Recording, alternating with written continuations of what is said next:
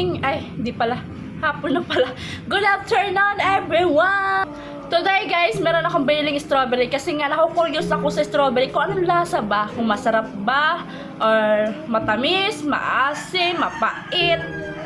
Kasi ilang taon na akong hindi kumakain ng strawberry. Ngayon pa lang, first time ko kakain ng strawberry. Pero nakikita ko na to sa mga palengke.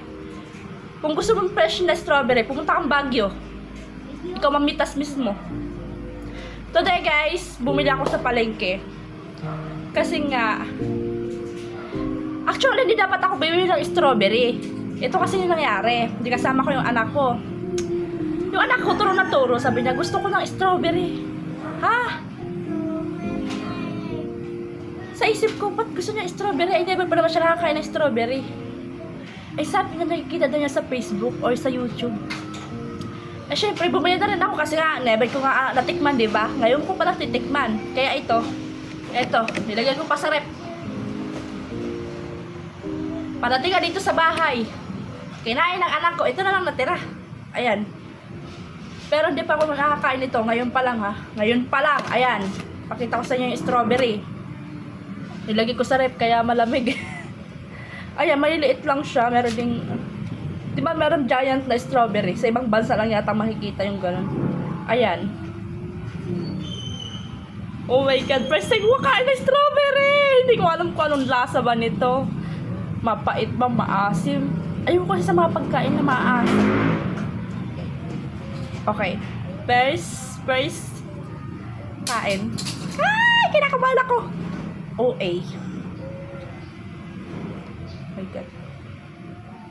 Ang bango. O, amoyin nyo. Ay, hindi. Hindi nyo maamoy.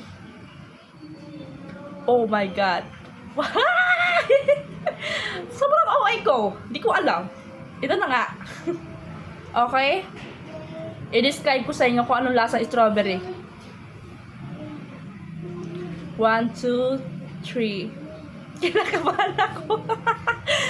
Okay. Ito na. 1, 2, 3.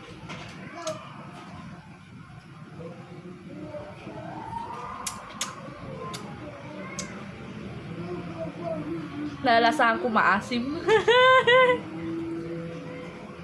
Isa pa.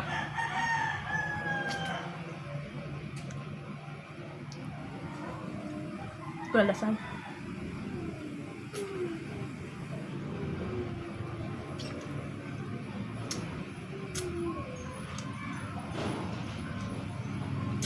Maasim na siya na may kunting tamis. Hindi naman siya sobrang asim ha.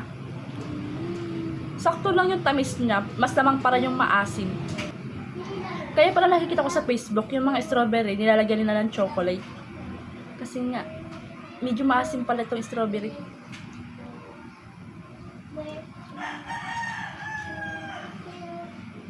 Okay naman.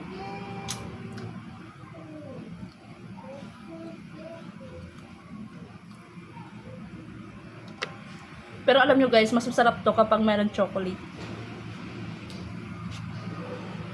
Hindi ko na kailangan pumunta sa Baguio. Kasi meron man pala sa palengke nito eh.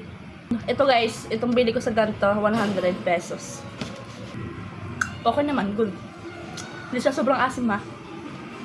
Yan lang guys.